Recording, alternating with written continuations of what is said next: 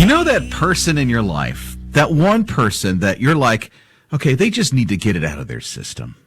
For his morning crew on his radio with Rob and Liz, that would be Liz. Liz likes the royal family. So if you don't mind, she needs to get this out of her system. So, Liz. Thank you. You're welcome. For breakfast, you would think that the royal family would have something like scones and tea and just really laid out like everything, bacon, eggs. No, when Princess Diana would ask for breakfast, especially on those days where she was known to try to really stay fit when she would go to the gym and she would work out, she had a specific breakfast. Do you want to know what that was, Rob Dempsey? I'm going to guess some kind of protein.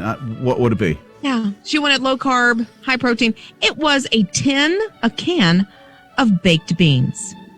What? Say that one more time. I want to make sure I heard this right. Okay. She would ask for a can of baked beans. On the side, she would have a grapefruit because she wanted all the energy, but someone had told her that beans were low in carbs. No. I mean, obviously, she could just look at the can herself, but I guess she could hold the can. Smart lady, Princess Diana. And I'll tell you why.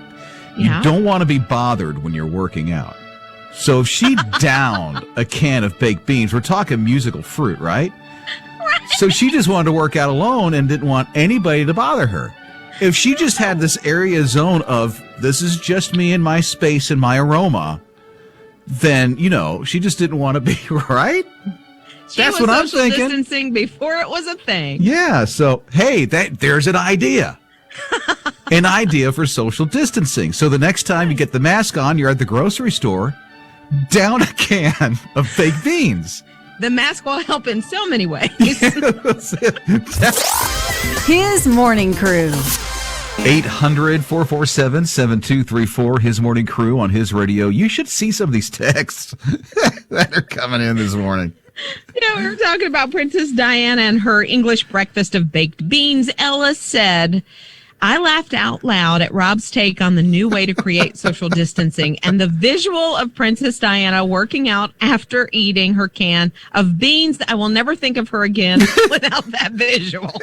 Hey, smart lady.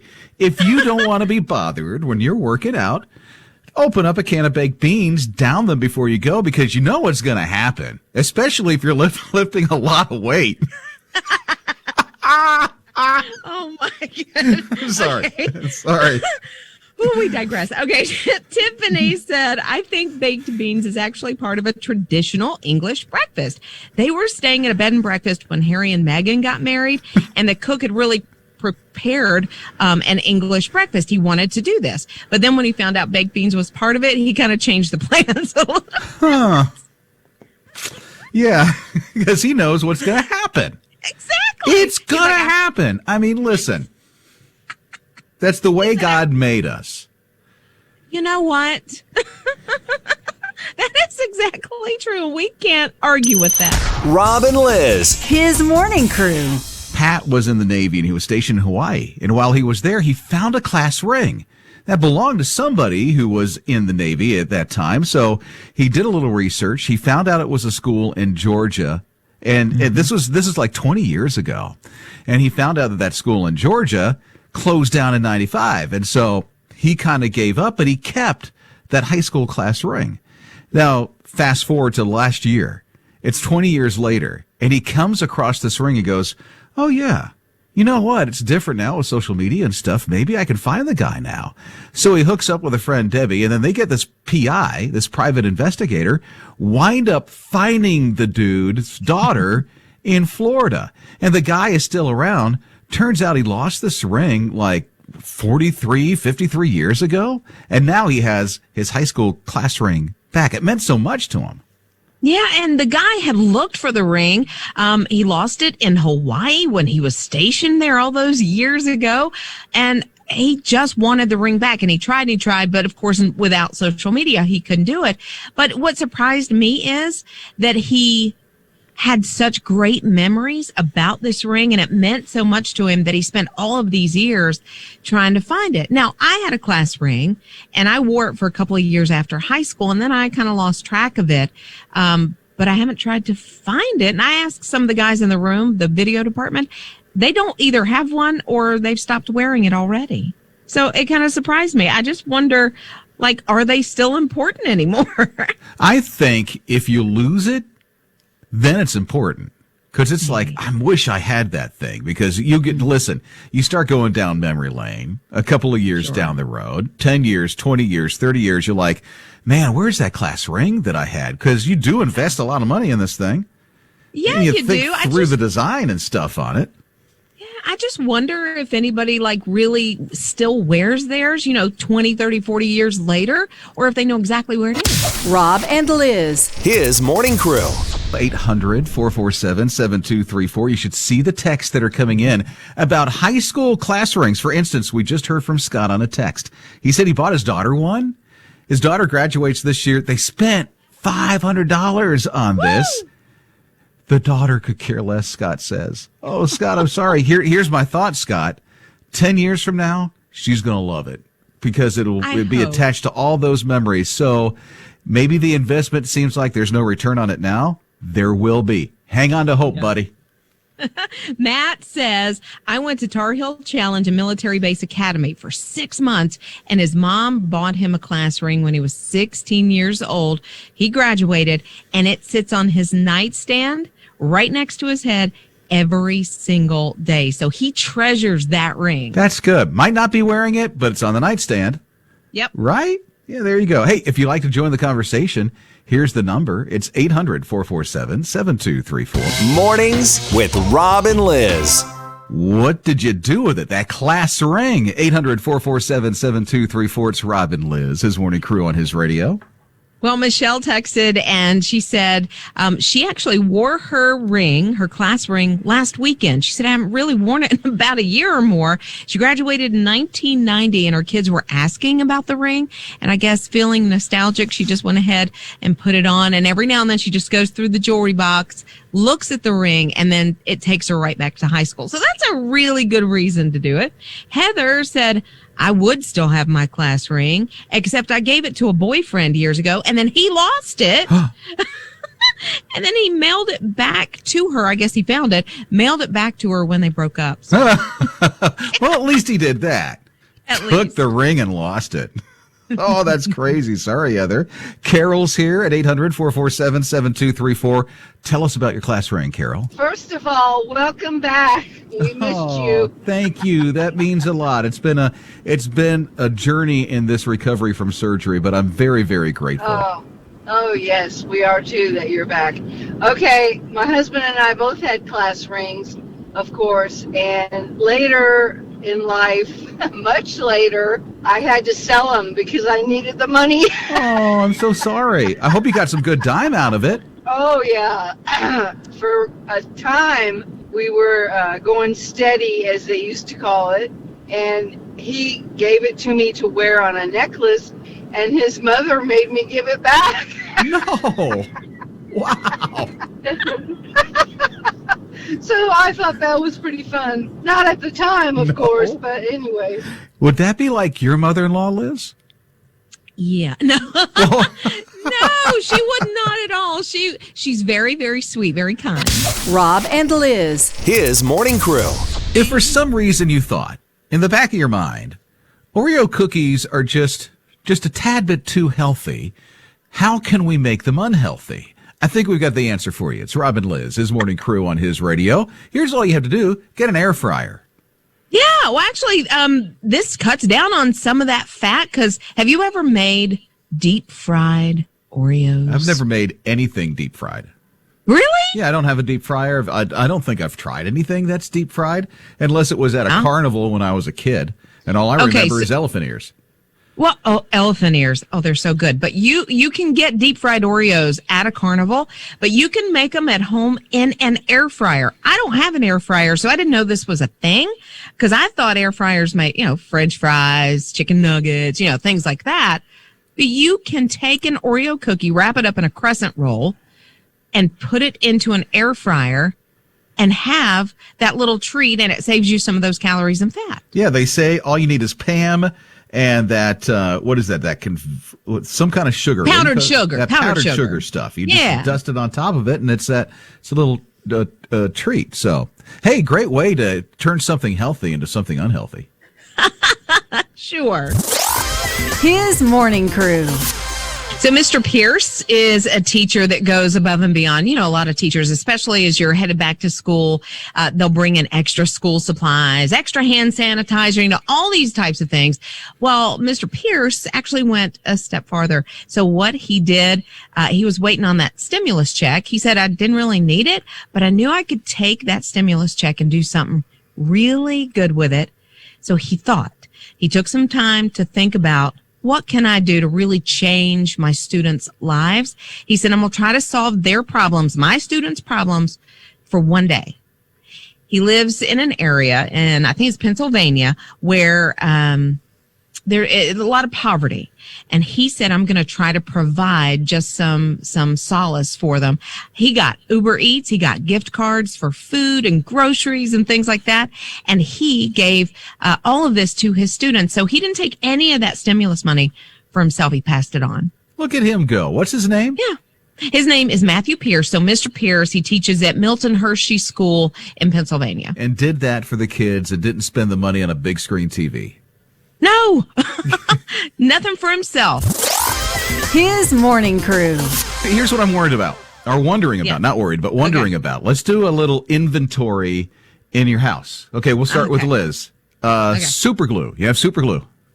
I think we have super glue in the basement, yes. Okay, I think Gorilla Glue might work too. So super glue, or you can't use the Elmer's. It's got to be really sticky. It's got to be the super glue kind of stuff. So if you have that, and if by chance you have foam in your house, that's all you need to make an Iron Man suit.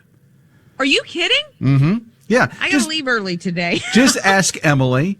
Emily, when she was 14, was obsessed with Marvel, and she wanted to make one of those Iron Man suits, and so she made one entirely out of foam and super glue. Well, now she's an engineer graduate from Clemson. And she knows how to use those 3D printers. So you know what she does with those 3D printers now? I can figure she's making those Marvel suits. Is she not the Iron Man suit? Yeah, it's so cool. And it looks like, because I've seen her on social media, I mean, it looks like the one that Robert Downey Jr. wears in the movie. Like, it's spot on. Through a 3D printer. How amazing is that? Yeah, you may have seen Emily on social media. She's got 2 million that follow her on one account and about 150,000 on Instagram. I mean, it's crazy. So and she posts all the stuff that she makes with the 3D printers. And in her posts, she's hilarious. Like, she'll be sitting at the kitchen table in her Iron Man suit. It almost looks like, because it's the blue one, which is also in the movie. I think it's what's her name? Pepper? Yeah, Pepper Potts or whatever. It's her suit. It is like I'm saying, spot on. It's awesome.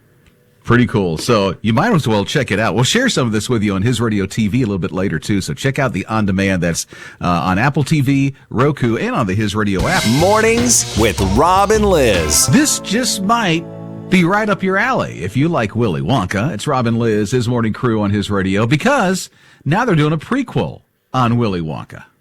There's a lot of movies getting prequels, and I never thought about it, but I'm kind of interested. They want to follow the life of Willy Wonka, a couple of different actors. They've talking about Timothée Chalamet possibly playing Willy Wonka, or even Tom Holland, who plays Spider-Man. So, yeah. I don't know any of those people. But here's one. Spider-Man. I know Spider-Man. I've seen the movie. I'm not a DC fan. But here's the thing. What character are they going to follow? Like, Tim Burton with Johnny Depp was just such a dark thing with I've Willy never Wonka. seen that one. And then you get the original, which was like, why mess it up? Why'd you have to redo it like that with Gene Wilder back in the day? Yeah, well, they're going to follow Willy Wonka, I guess, as how he became Willy Wonka and the confectioner, and how he got to that point. Well, here's the thing. Which Willy Wonka? Because the Depp character was dark, and the other Willy Wonka with Gene Wilder was kind of fun and jovial, right? Yeah, well, I don't know that they have announced a director, so I would say if they choose Tim Burton, it's probably not something I'm going to watch, because it is going to go down that dark road. Somebody else, yeah, I might be in. Here's the thing. It just reminds me of my grandma, because I never really got into the show. I'm like, this is weird. But Grandma would watch it all the time. So I'm like, okay, it's on. I'm just sitting here with Grandma in her one-bedroom apartment when I was a kid. I'll watch it. Yeah. But I'm like, and I don't think I've seen it all the way from beginning to end anyway. Really? Yeah. I was supposed to play Veruca Salt's mom in a play years ago. Who? So yeah, I okay. The snob. Rob and Liz. His morning crew. You already know that you're unique. You already know that you're the only one that has your fingerprint. But did you know the way you move is also an identity? It's Rob and Liz, his morning crew on his radio, as in how you can be identified. Yeah. Evidently, God even gave us all a very unique dance style, so much so that it can act kind of like a fingerprint. Do you think you have a unique dance style? Oh, yeah. And I'll tell you what that unique dance style is in just a moment. You will be shocked. And maybe you won't be shocked. But what do they have like this AI, artificial intelligence that has been looking at people's dance moves. And so they had this study group and these people danced, and while they couldn't understand what the music type was, they could understand who the person is. And so everybody was different and unique. I'm like, okay, duh. So Yeah. When you go to, you're at a wedding reception or you're somewhere where you see people that are dancing and you kind of stay back and you watch, I think you can tell everybody has their own unique style. I'm more of a freestyle. Like if it's a choreographed dance, I will fall flat. But if it's a freestyle, I can do that. But I make really weird faces when I dance. Okay. I've been referred to as nausea. What is that? Being nauseous. Oh. So when I dance, people see how unique it is that there is sickness. It's like, what? Yeah. I mean, and you'll know it when you see it. I can't wait. It invokes people. It's just like, they drank sour milk or something. Mornings with Rob and Liz. You may have noticed this about swag, but they'll go out of their way to make something that you just might want to buy. It's Rob and Liz, his morning crew on his radio. For instance, there's this whole site that all they do is sell Star Wars swag. Their number one item that they sell, this is going to be crazy, is chopstick lightsabers. I would love to have a set of these things. Chopstick lightsabers, they light up and everything. They're crazy. So you bring them off to your wherever Japanese, Chinese restaurant. You got your little lightsaber chopsticks, and you use them to eat.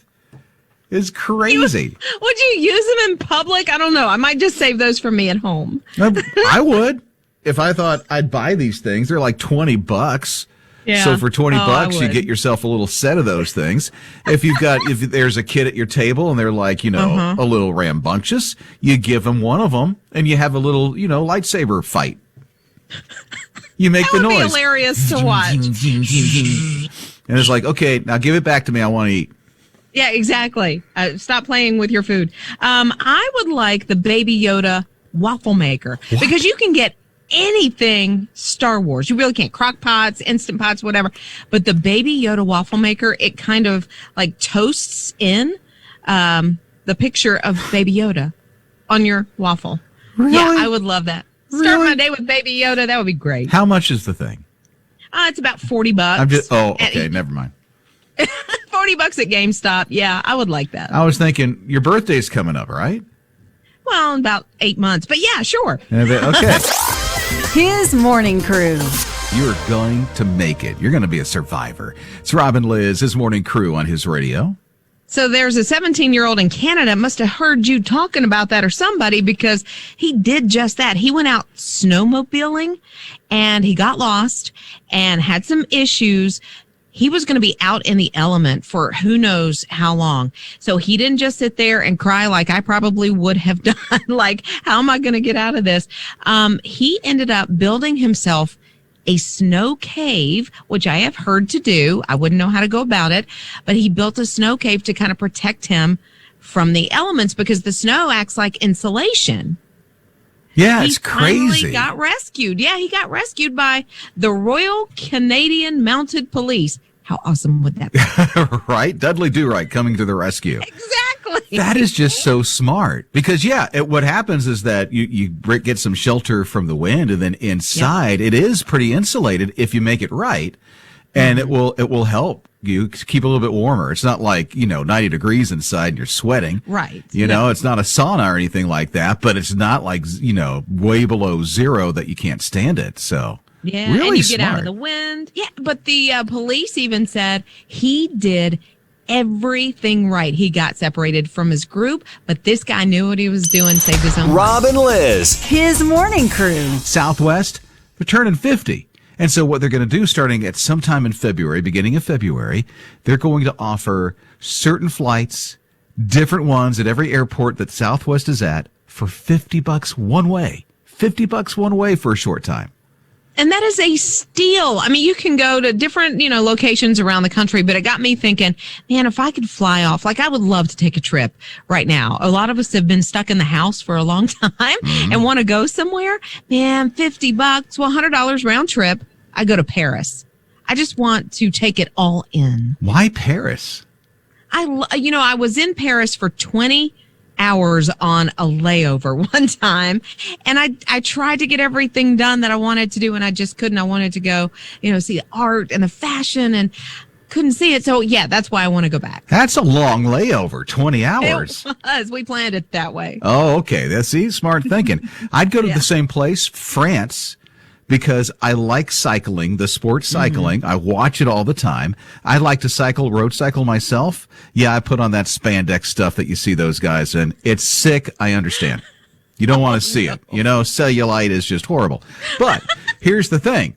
I want to ride those same roads that the guys in the Tour de France do. And I'm like, that would just be so awesome. I see the Riles and the Dempseys taking family road trips.